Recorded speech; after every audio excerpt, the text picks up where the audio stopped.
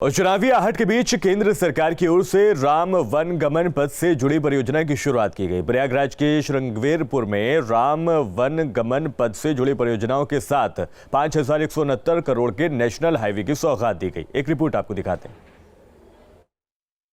राम और कृष्ण के सहारे बीजेपी यूपी में चुनाव फतह करने की तैयारी में।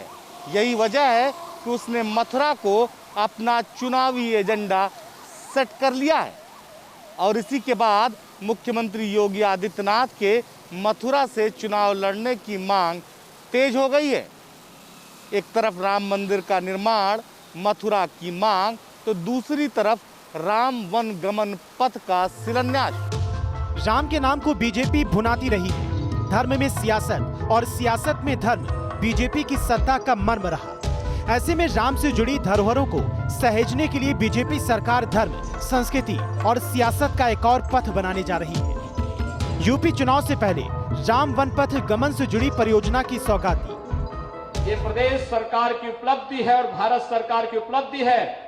ये जेसीबी यहाँ पर सड़क निर्माण के कार्य में भी उपयोग हो रही है और माफियाओं ने अनैतिक तरीके से जिस संपत्ति को बनाया था उस संपत्ति को निकालने के लिए भी उसका बेहतरीन उपयोग प्रदेश के अंदर किया जा रहा है। केंद्र सरकार की योजना के मुताबिक राम वन गमन पथ अयोध्या से लेकर श्रीलंका तक बनना है, लेकिन यूपी से राम का जुड़ाव रहा है, अयोध्या से राम का नाता रहा है। राम वन गमन पथ की शुरुआत भी अयोध्या से होगी, जो यूपी में सुल्तानपुर, प्रतापगढ़, श्रृंगवेरपुर धाम, मांझनपुर, राजापुर और चित्रकूट तक बनेगा। ऐसे में बीजेपी को उम्मीद है कि राम के नाम से एक बार फिर 22 के महासमर को फतेह किया जाए।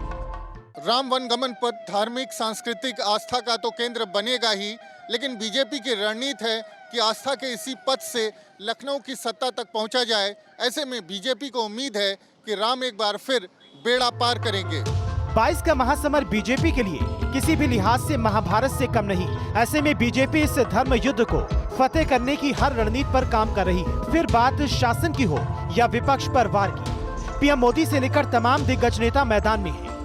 आज भारत में हमारे प्रधानमंत्री के नेतृत्व में और हमारे सड़क परिवहन मंत्री श्री नितिन गडकरी के गतिशील व्यक्तित्व और उनकी काल्पनिक क्षमता का यह परिणाम है कि प्रतिदिन 30 से लेकर 40 किलोमीटर सड़कों का निर्माण इस हिंदुस्तान में बहनों भाइयों हो रहा है।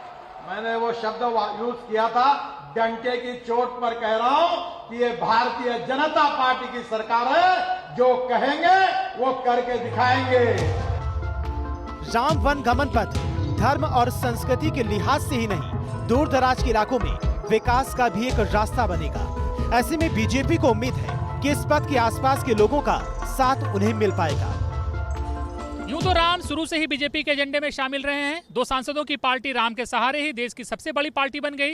लेकिन यूपी चुनाव से पहले बीजेपी के लिए राम की विरासतों को संवारने का प्लान आस्था के सागर पर पुल बनाकर बड़ी लड़ाई को पार करने जैसा होगा। वीडियो के साथ अनिल यादव, न्यूज स्टेट।